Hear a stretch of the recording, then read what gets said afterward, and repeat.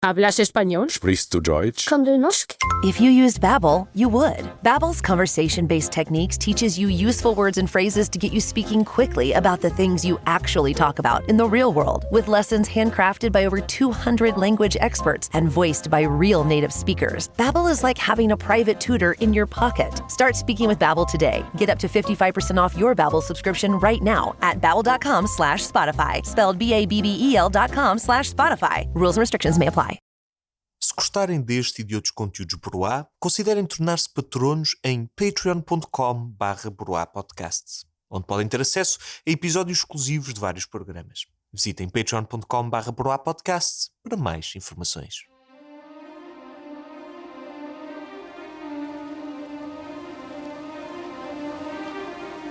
Shimabara, Japão, 1635. Dá um passo em frente e pisa o teu Deus. Não olhes para cima. O sol pálido não pode ajudar-te. Não procures a tua família perante as lâminas. Estão ajoelhados, as caras junto ao chão, as bocas abertas num grito silencioso. Leva a mão ao peito vazio, onde pendia uma pequena cruz de madeira. Respira fundo. Obedece. Olhas para baixo. Ali está a imagem do teu Senhor. Um relevo tosco feito com ódio por um descrente qualquer. Obedeces. Pisas a imagem. Está fria, gelada, mas o teu pé descalço arde com o calor do inferno. Por entre as lágrimas, vejo o soldado sorrir. Olhas para cima e repetes uma frase numa língua desconhecida. Pai, perdoa-lhes, porque não sabem o que fazem.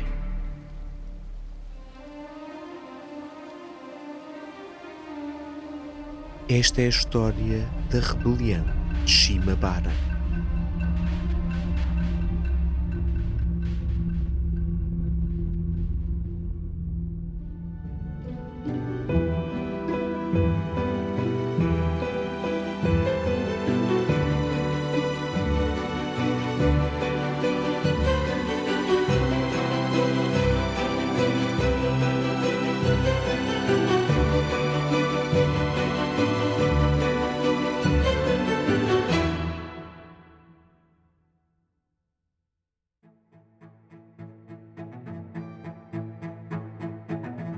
Olá a todos! No episódio de hoje trazemos a história de uma rebelião que é também o choque entre duas culturas. O cenário é o Japão do século XVII, pouco depois dos europeus chegarem ao Oriente. À primeira vista, podiam ter ficado pelas trocas comerciais, uma relação meramente transacional.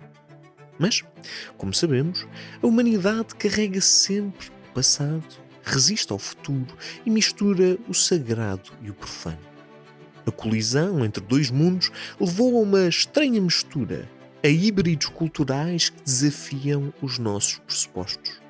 Jesuítas vegetarianos apaixonados pela teologia budista, cristãos a rezar em japonês e a ler a Bíblia às escondidas, samurais cristãos de katana na mão e crucifixo ao peito a lutar contra os seus próprios senhores. E como tantas vezes acontece, quando duas culturas diferentes se encontram, o confronto tornou-se inevitável e contribuiu para uma das mais sanguinárias rebeliões que o mundo já viu. Mas comecemos pelo princípio. Não é comum podermos dizer quando uma religião chegou a um país. Mas no caso do cristianismo no Japão, a data é bem conhecida. Em meados do século XVI, como vimos no episódio anterior sobre Goa da Mão e Diu, os europeus, e em particular os portugueses, navegavam já os mares do Oriente, estabelecendo relações comerciais com a Índia, a China e, claro, o Japão. É provável que os japoneses tenham conhecido cristãos no decurso dos seus negócios. Contudo, podemos dizer que o cristianismo chegou oficialmente, aspas, aspas, ao Japão em 1549 pela mão de Francisco de Xavier, missionário católico e cofundador da Companhia de Jesus, isto é, os jesuítas. Na altura, os jesuítas ainda eram uma novidade recente e a Igreja Católica fazia as primeiras experiências de evangelização noutros continentes. Francisco de Xavier era sem dúvida um dos jesuítas mais ativos. A partir de 1541, viajou de Lisboa para Moçambique, depois foi à Índia, a seguir a Malaca, visitou as Ilhas Molucas e finalmente atingiu o Japão e a China, onde viria a morrer. Tudo isto em apenas uma década. A sua missão evangelizadora valeu-lhe comparações com o apóstolo Paulo e o epiteto Apóstolo do Oriente. Foi em Malaca que fez amizade com Yajiro, um homem de origem japonesa que falava português e que andava fugido da justiça. Xavier era espanhol, mas entendia perfeitamente o português fragmentado que Yajiro aprendera nos navios e nos portos. Os dois homens ficaram amigos. Xavier converteu-o ao cristianismo, perdoou-o dos seus pecados e batizou-o com o nome Paulo de Santa Fé. Em troca, Yajiro, Paulo de Santa Fé, acompanhou Xavier e outros 5 jesuítas até ao Japão e jurou servir-lhes de guia e intérprete. Por isso, o cristianismo chegou a terras japonesas graças a um grupo de jesuítas espanhóis e portugueses conduzidos por um criminoso arrependido. Calcula-se que em apenas 2 anos, Xavier e os outros jesuítas converteram pelo menos 700 pessoas, sempre ajudados pela tradução do fiel Yajiro. O objetivo, claro, era converter o Japão inteiro. Restava apenas saber se os japoneses queriam ser convertidos.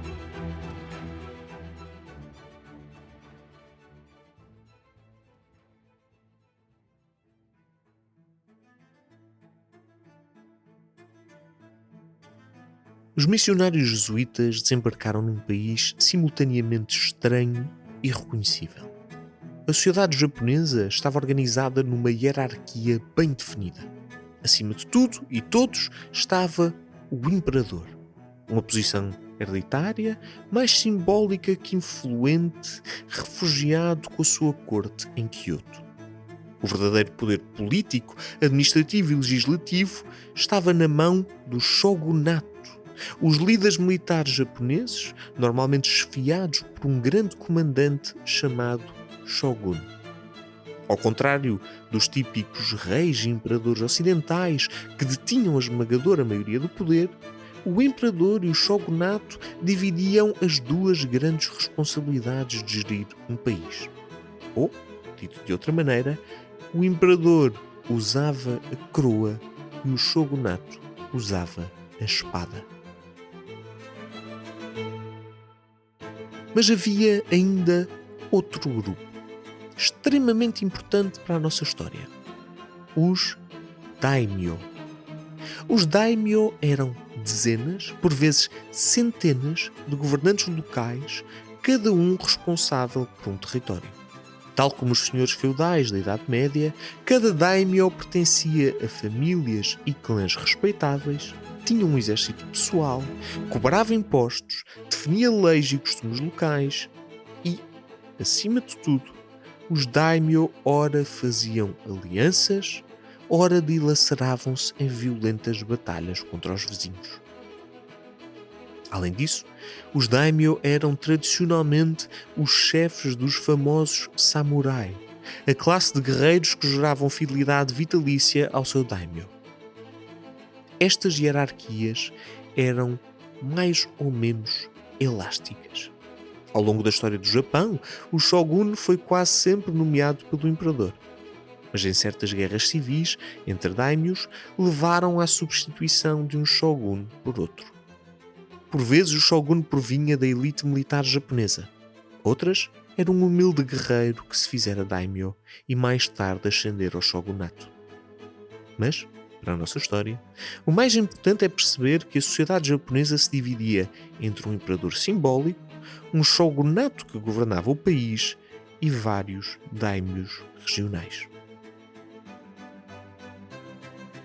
Nada disto chocaria um europeu do século XVI. habituado a reis, imperadores e guerras entre nações vizinhas. Mudavam os nomes, mas a dinâmica era a mesma. Contudo, numa coisa o Japão era verdadeiramente exótico: na religião e espiritualidade. Ao contrário da cultura europeia, esmagadoramente judaico-cristã, a espiritualidade japonesa era sincrética, isto é, misturava várias crenças e formas de religiosidade diferentes. Quando os jesuítas chegaram ao Japão, 3 religiões competiam pelo coração dos japoneses. A mais antiga era o Shintoísmo, a crença em divindades, kami, que habitavam os animais, as plantas, as águas e as forças da natureza. Sem organização centralizada, o Shintoísmo era como uma religião popular, praticada através de festivais, rituais, oferendas, recitações, dádivas de amuletos e santuários públicos e domésticos. No entanto, o Shintoísmo coexistia com 2 outras religiões, ambas importações estrangeiras.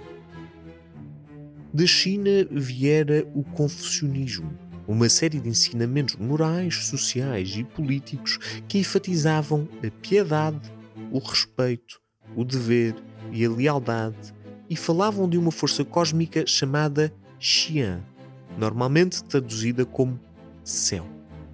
E da Índia chegara o Budismo, o caminho espiritual para a libertação do sofrimento no Nirvana, com o seu foco na meditação, nas 4 nobres verdades e no abandono de todos os vícios e paixões. Dependendo da cidade ou aldeia onde nascesse, o japonês médio do século XVI podia entrar em contacto com 1, 2 ou 3 destas religiões. E estas religiões, por sua vez, não eram estanques e fundiam-se numa miríade de práticas, rituais e crenças. Resumindo, um imperador, o shogunato, os daimyo. Uma população maioritariamente rural, dividida entre várias espiritualidades que se contagiavam umas às outras. Um país onde os senhores da guerra coexistiam com a crença em divindades da natureza, o culto aos antepassados e abnegações materiais e espirituais. Foi aqui que os jesuítas desembarcaram de Bíblia na mão. E contra aquilo que poderíamos pensar, não só tiveram sorte, não só foram bem-sucedidos, como, de certa maneira, tomaram o Japão de assalto.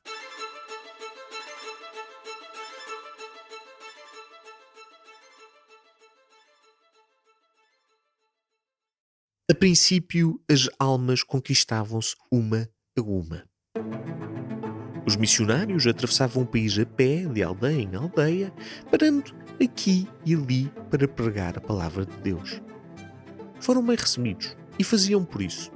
Francisco de Xavier e os outros jesuítas aprenderam japonês, tornaram-se vegetarianos, deliciaram os monges budistas com debates teológicos, admiravam o sentido de honra japonês e sempre tentaram respeitar as tradições e costumes locais. O seu evangelho era de respeito, não de conversão forçada. Mas a propagação do cristianismo deveu-se a um aliado improvável: os daimyo. Na verdade, missionários e daimyo perceberam que podiam ajudar-se mutuamente. Para os daimyo, os jesuítas eram intermediários perfeitos na sua relação com os comerciantes portugueses que, entre outras coisas, traziam toneladas de armas de fogo da Europa. E para os missionários, a conversão dos daimyo ao cristianismo levava milhares a converterem-se também para ganhar a simpatia do seu senhor. Graças a esta colaboração, o número de cristãos japoneses aumentou a uma velocidade incrível.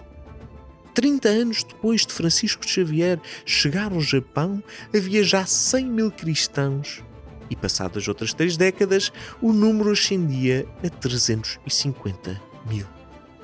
Nunca o Evangelho chegara tão depressa a tanta gente. Todo este processo de evangelização e cristianização é um processo muito interessante e que daria uma série de teses e episódios, porque há vários fatores. O fator político do acesso às mercadorias do Ocidente, em particular as armas. O fator sincrético das religiões também é muito interessante. Será que o Japão estava mais predisposto a poder incluir o cristianismo, porque já tinha um sistema religioso muito aberto à miscigenação com vários outros pensamentos? Isto é uma área fascinante que aconselhamos todos a irem ler e a perceber melhor, porque infelizmente não vamos ter tempo de aprofundar aqui com a atenção que merecia. No entanto, o contexto político japonês ia virar-se contra os cristãos. Enquanto os missionários atravessavam o Japão, o país recuperava de uma terrível guerra civil. Depois de vários anos de batalha, o daimyo Oda Nobunaga conseguiu destronar o shogunato que governara durante 250 anos e tentou colocar todo o país sob a sua autoridade. A ele seguiu-se Toyotomi Hideyoshi, um ex-samurai de origens humildes que lutara ao lado de Nobunaga e concluiu a unificação do país. Foi um período de batalhas terríveis, de alianças e rivalidades, de instabilidade e incerteza que seria conhecido por um termo que alguns de vocês poderão já ter ouvido. Sengoku Jidai, ou o período dos estados beligerantes. Só em 1603 é que Tokugawa Ieyasu tornou-se o primeiro shogun do novo shogunato. Para resumir um dos períodos mais complexos da história do Japão, basta dizer que o início da evangelização dos missionários cristãos deu-se num período cheio de violência. 3 décadas de conflito que destruíram o shogunato e forçaram todos os daimyo a escolher um lado. E foi exatamente aqui que começaram os problemas para os cristãos. Hideyoshi, o ex-samurai unificador do Japão, tinha à sua frente a difícil tarefa de apaziguar vários daimyo. O problema é que, entretanto, muitos destes senhores eram agora, e esta é uma palavra importante a decorar para o resto do episódio, Kirishitan, a palavra japonesa usada para descrever os recém-convertidos ao cristianismo. Kirishitan é cristão. Isto levava a um desafio. Uma coisa era o ocasional jesuíta a servir de intermediário com os comerciantes portugueses. Outra, bem diferente, era unificar um país que se convertia lentamente a uma religião estrangeira. Em 1587, Hideyoshi publicou o primeiro édito contra os missionários jesuítas, decretando que tinham 20 dias para abandonar o país e que a fé cristã devia ser suprimida. Esta ordem só foi obedecida esporadicamente em certos territórios. E no meio da confusa guerra civil, muitos missionários continuaram a trabalhar. No entanto, era apenas o primeiro tiro numa nova guerra que oporia os Kirishitan, os cristãos japoneses, à elite militar. Os jesuítas podiam não sabê-lo, mas o cristianismo japonês iria ser testado à força de aço e fogo.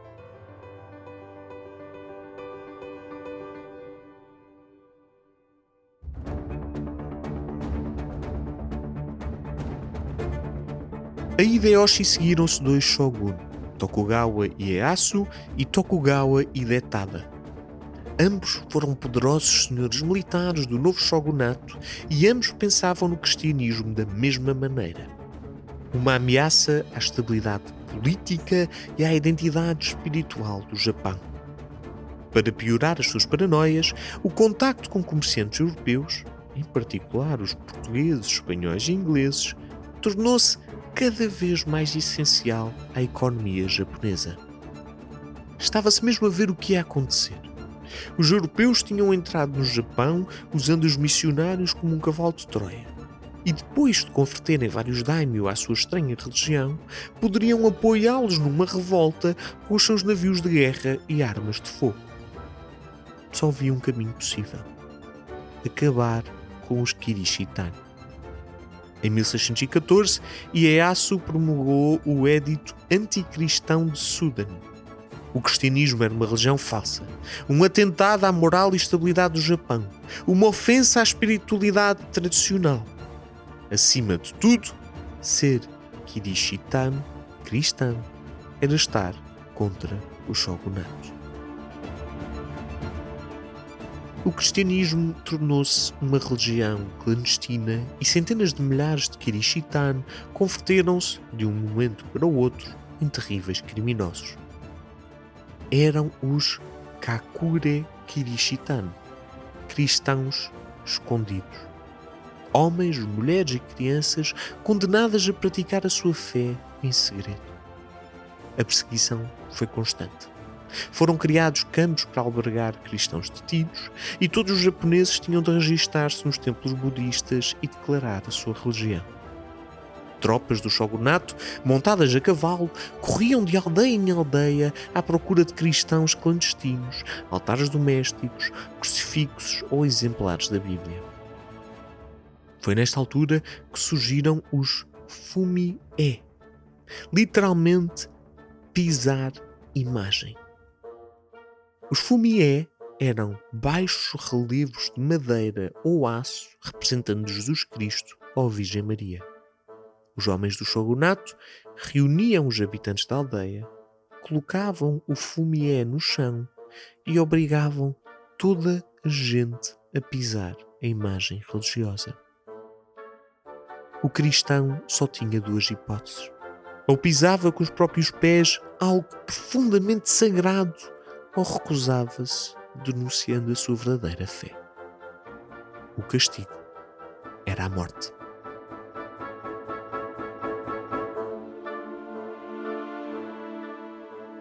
Não é fácil chegar a números definitivos.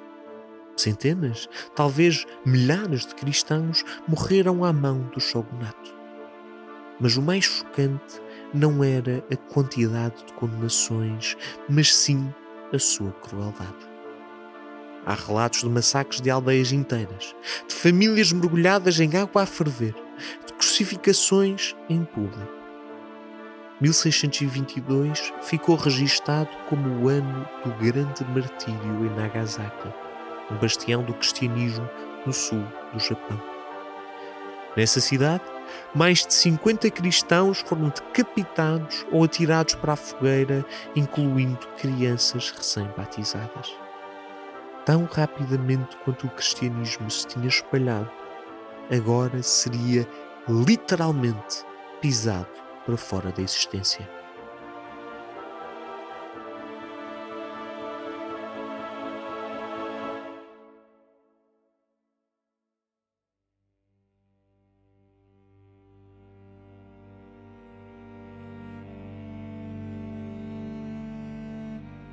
É aqui que chegamos, finalmente, à região que dá o nome a este episódio.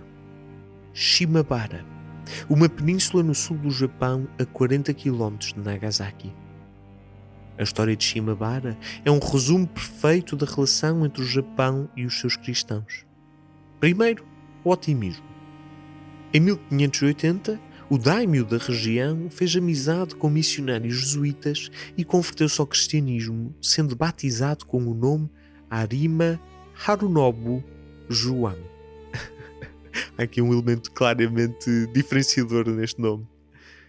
A seguir, veio a desconfiança e a paranoia. Num evento conhecido como Incidente de Nagasaki, vários comerciantes portugueses foram acusados de assassinar dezenas de japoneses e Arima Harunobu Juan de encobrir o crime. Resultado? O shogunato mandou executá-lo. O seu filho, Arima Naozumi, só assumiu o poder depois de negar, pés juntos, qualquer crença em Jesus Cristo e aplicou em Shimabara os mesmos métodos terríveis de perseguição que já existiam no resto do país. Por fim, o daimyo que lhe sucedeu chegou ao ponto de prender o chefe da Companhia de Jesus no Japão, o português Francisco Pacheco. Centenas de cristãos foram torturados e executados por se recusarem a negar a sua fé. Em pouco tempo, o governo de Shimabara, que chegara a ser liderado por um Kirishitan com o nome de apóstolo, transformara-se numa das mais eficazes máquinas de repressão ao cristianismo. Mas a crueldade não ficou por aqui. Shimabara acabaria por ser governada por uma dupla de daimyos, pai e filho, notáveis pela sua ambição e crueldade.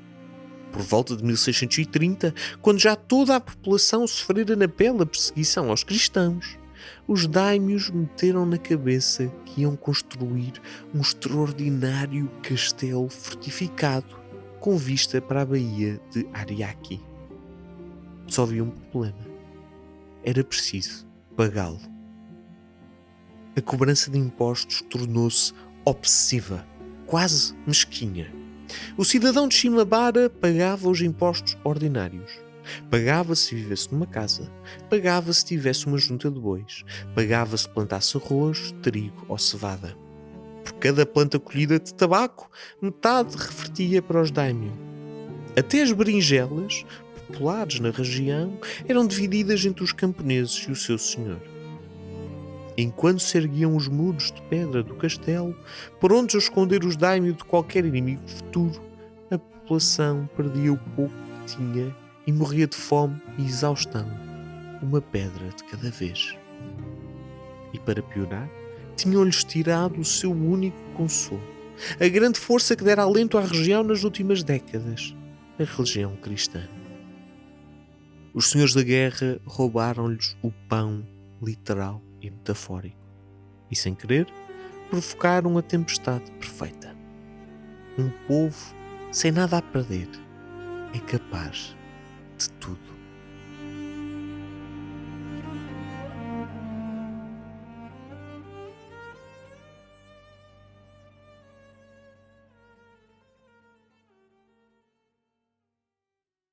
Shimabara, Japão, 1637.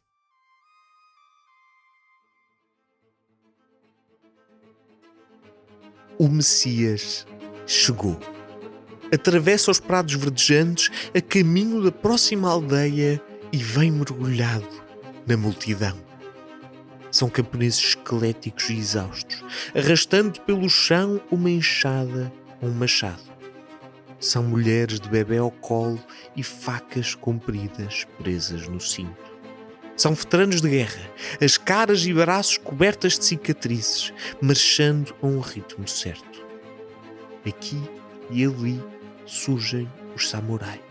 As suas armaduras, as compridas katanas, os cabelos longos e um crucifixo orgulhosamente pendurado ao peito. Mas aquele que chama verdadeiramente a atenção é o novo profeta.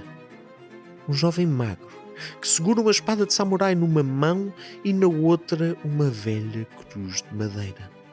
Por onde passa, olham-no com reverência e lágrimas nos olhos. E ao erguer a cruz, o jovem grita 2 nomes estrangeiros numa voz estridente que logo a multidão se apressa a repetir: Jesus e Maria. Como tantas outras na história, a rebelião de Shimabara começou de súbito, por acidente, fazendo explodir décadas de dor e ressentimento. A teoria prevalente é que tudo teve início graças a um único momento de violência. Um velho camponês falhou o pagamento dos impostos, um oficial raptou-lhe a filha e torturou-a com vergastadas. E o camponês matou o oficial com as próprias mãos.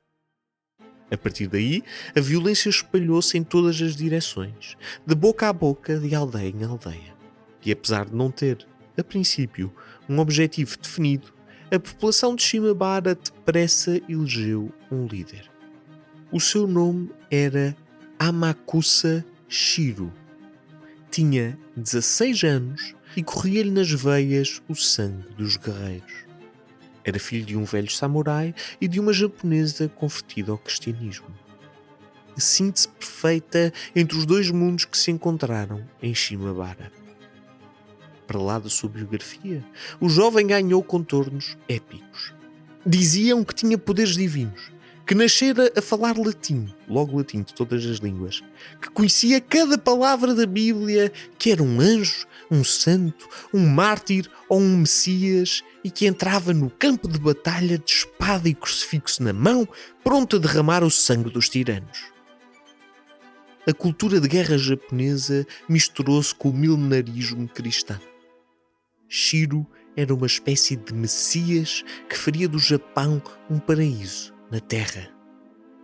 E pelo caminho, rasgaria a garganta dos daimyo e vingaria a morte dos mártires cristãos.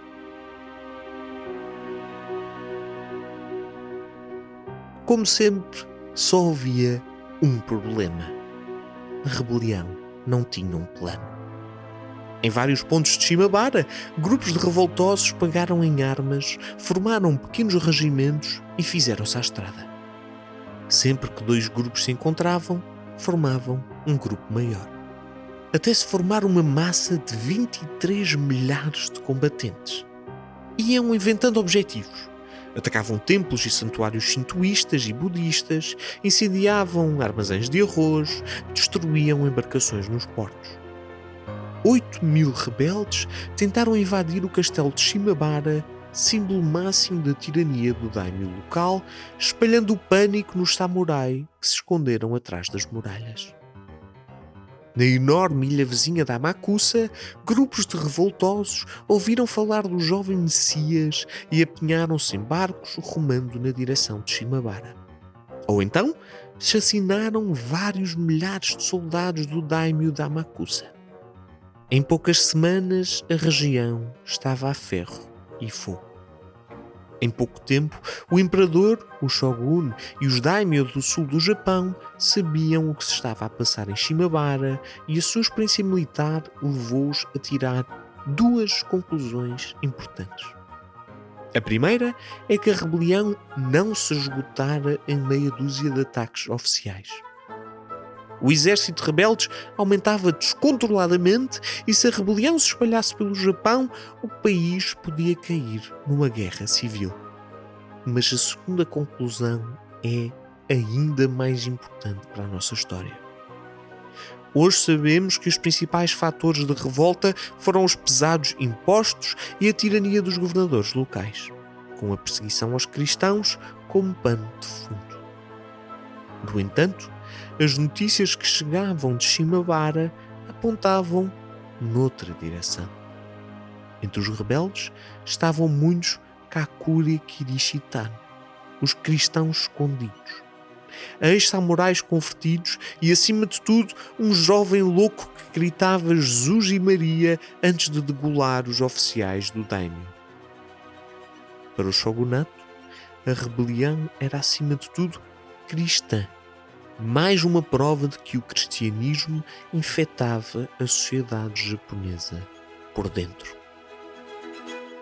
Mas, se os cristãos sonhavam com martírio, então o shogunato ia fazer-lhes as vontades.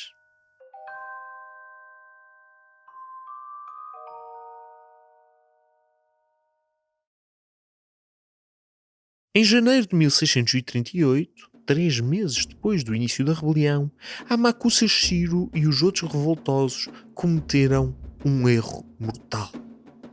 Ao ouvir os primeiros rumores de que o exército do shogunato vinha aí para os matar, correram a refugiar-se no castelo de Hara, uma velha fortaleza em ruínas na costa sul de Shimabara.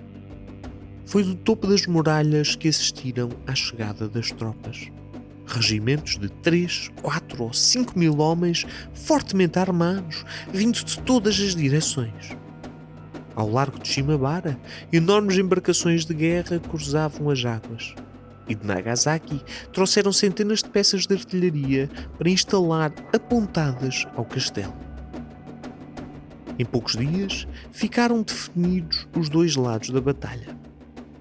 Barricados no castelo, 30 mil homens, mulheres e crianças amontoavam-se por entre as ruínas. E lá fora, 100 mil soldados treinados esperavam que os rebeldes tentassem uma investida suicida ou morressem de fome, de frio e de sede. Durante 4 meses, de janeiro a abril de 1638, o castelo de Hara foi palco de um frustrante jogo de paciência, ainda que por motivos surpreendentes. Segundo as regras implícitas de um cerco tradicional, o shogunato só precisava de esperar que o tempo passasse e os rebeldes perdessem as forças. No entanto, aconteceu algo improvável. Os rebeldes resistiam de todas as maneiras e mais alguma, por vezes com enorme criatividade. Tornaram-se mestres na guerra psicológica. Era comum empoleirarem-se nas muralhas e gritarem provocações e injúrias. Num exemplo famoso, o shogunato pediu ajuda militar a um navio de holandeses. E estes, inquietos para reduzir a influência dos jesuítas e do catolicismo, aceitaram e dispararam sobre o castelo.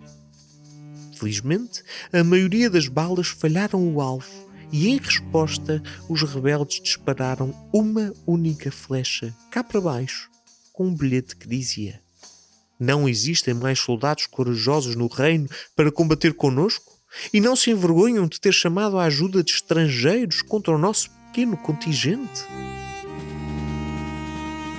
A humilhação do shogunato era constante. De vez em quando, especialmente durante a noite, as portas do castelo abriam-se de par em par e milhares de revoltosos iam aos berros, agitando facas, martelos, espadas e panelas. Ou então disparando mosquetes e outras armas de fogo compradas aos europeus.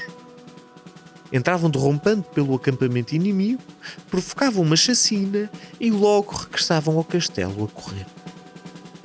À medida que as neves de inverno começaram a chegar, os campos à volta do castelo transformaram-se em cenários dantescos. Milhares de cadáveres jaziam pelos campos ou enchiam as trincheiras. A neve congelava os corpos em posições grotescas, e quando derretia, os pés dos soldados ficavam mergulhados numa pasta de sangue, dejetos e membros amputados que libertavam um cheiro nauseabundo. Foi neste ambiente negro em que as espirituosas ofensivas dos rebeldes eram entrecortadas com ataques sanguinários que o shogunato perdeu a paciência. Depois de mais um ataque surpresa, 4 meses passados sobre o início do cerco, um dos oficiais teve uma ideia. Aproximou-se de um dos rebeldes mortos, sacou de uma faca, enterrou-a na barriga e rasgou o estômago do defunto para revelar o seu interior. Estava vazio, mirrado como um punho fechado. Outro rebelde capturado com vida usou o seu último suspiro para revelar que dentro do castelo já não havia nem mantimentos nem pólvora. Os rebeldes escondiam o desespero com a sua coragem. No dia seguinte, as tropas do shogunato avançaram sobre as muralhas, tomaram a primeira linha de defesa e obrigaram os revoltosos a barricar-se no interior da fortaleza. Nem aí se deixaram abater. Sem pólvora com que alimentar as armas de fogo, fizeram chover sobre a cabeça dos soldados todos os potes, panelas e caldeirões que até aí tinham usado para cozer arroz. Mas por esta altura, a resistência era impossível. Os homens do shogunato conseguiram saltar o último fosso que os separava da fortaleza e o que seguiu foi um massacre. As estimativas variam, mas calcula-se que em apenas 3 dias de combate nos corredores, passadiços e salões, mais de 35.000 pessoas morreram, na sua esmagadora maioria, rebeldes de Shimabara. No final, quando tudo o que sobrava era as ruínas do castelo, repletas de cadáveres, um soldado do shogunato apresentou aos seus oficiais um derradeiro troféu de guerra. A cabeça decapitada de Amakusashiro, o Messias de 16 anos.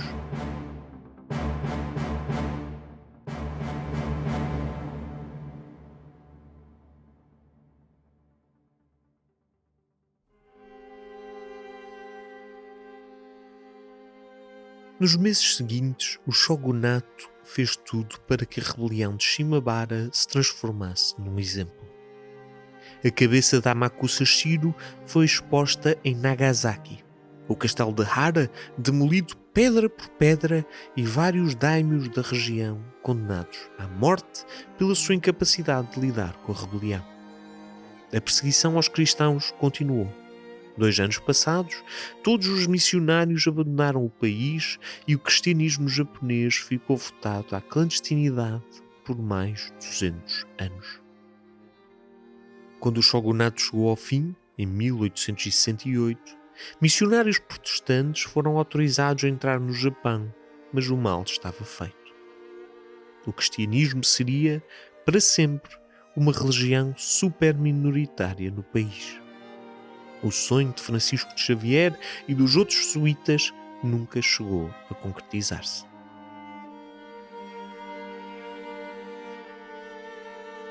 No entanto, a rebelião de Shimabara teve consequências ainda mais duradouras para a história do Japão, em particular na sua relação com as potências estrangeiras. Para o shogunato, os portugueses, espanhóis e ingleses eram indissociáveis do cristianismo.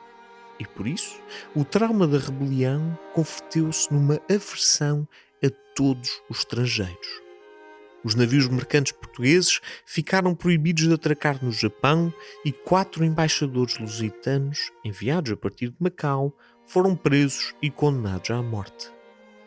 O Japão fechava os seus portos, as suas rotas comerciais, as suas aldeias e cidades a tudo o que viesse de fora, com exceção apenas da Coreia e dos holandeses, os tais que aceitaram bombardear o castelo durante a rebelião. Se, a início, tudo não passava de uma reação a quente, esta tendência para o isolamento transformou-se em política de Estado. Durante mais de 2 séculos, o Japão praticou o sakoku, uma espécie de leis e regulamentos que isolaram o país do resto do mundo até 1868. Com a rebelião de Shimabara, o shogunato aprendeu a sua lição. Não podiam abrir as fronteiras do seu território e as almas do seu povo a qualquer influência estrangeira. A única forma de prosperar era fazê-lo sozinhos. O mais curioso é que tudo isto provém de um mal-entendido. Uma injustiça histórica que entrou no imaginário japonês e alterou a sua trajetória. A ideia de que a culpa da rebelião de Shimabara era dos cristãos. O instinto é, infelizmente, comum. Em vez de entender os abusos e insuficiências da sociedade, o shogunato usou uma minoria religiosa como bode expiatório e estendeu a vários outros países a culpa coletiva por o que aconteceu naqueles meses fatídicos no castelo de Hara. As consequências foram devastadoras. Este encontro de culturas, tão cuidadosamente delineado por Francisco de Xavier e os jesuítas, descambou nas mais inacreditáveis formas de violência, isolou um país inteiro e levou ao encobrimento de um caso de opressão política e exploração financeira. Se o Japão sofreu ou não com este isolamento, não nos cabe dizer. O que é certo é que o sakoku, o isolamento autoimposto do Japão, foi uma reação brutal ao avançar da história. Fecharam-se quando todo o mundo se começava a abrir. E, de certa forma, esta política de Estado permeou todos os aspectos da cultura japonesa, tornando-se uma característica essencial da psique do país. O shogunato conseguiu o que queria. A preservação da cultura japonesa a todo o custo, mesmo que para isso tenha isolado um povo inteiro. Foi este instinto protetor que negou o Japão ao resto do mundo durante tanto tempo. Mas foi também aquilo que salvaguardou uma cultura única. Se não se tivesse isolado, o Japão não seria o país que é hoje. Seria o outro, talvez pior, talvez melhor. Mas não seria o Japão que séculos depois continua a fascinar-nos.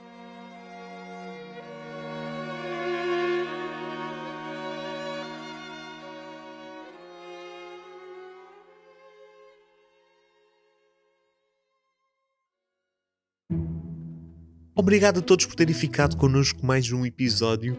Eu admito que acho a rebelião de Shimabara uma história absolutamente única, de uma forma quase fetichista, porque na verdade, obviamente há uma história importantíssima da propagação do cristianismo no Japão e realmente da confluência entre os elementos políticos da ligação com os portugueses e com os jesuítas, aliados com o sincretismo das religiões e sobre a forma como o cristianismo também se aproveitou disso, tentando associar-se a alguns elementos do budismo e do shintoísmo e do confucionismo e ligando-os com o cristianismo, que facilitou a sua propagação. Mas tenho que admitir que o elemento que me atrai mais é esta mistura cultural de repente, samurais cristãos, da zona onde estes dois mundos completamente diferentes, o Japão feudal, com a sua estrutura muito rígida e com a sua forma religiosa de ver o mundo e a vida, se junta com o cristianismo ocidental e cria ali uma coisa diferente que infelizmente tem consequências complexas e difíceis. Também achámos interessante ver este elemento porque muita da historiografia pop sobre a revolta de Shimabara tende sempre também a ir buscar este elemento dos samurais cristãos porque estilisticamente é muito forte, mas não podemos dizer a 100% que essa seja a causa única deste motivo. Obviamente foi das causas mais gritantes, das causas mais notórias, até por ter um líder que era um jovem profeta milenarista, a pior palavra da língua portuguesa, cristão, mas também não podemos esquecer que isto surge no contexto de uma fortíssima exploração financeira dos daimyos sobre a população para pagar o castelo. Espero que vocês tenham gostado desta história vulgar e diferente. No próximo episódio vamos ter outra história muito interessante sobre o maior, alguns afirmam, o maior poeta português e a sua ligação com o ocultismo, com o esoterismo, com os pensamentos abstratos, que depois levou aqui a um dilema que teve uma escala internacional. Falamos do ocultismo de Fernando Pessoa. Vemo-nos no próximo episódio.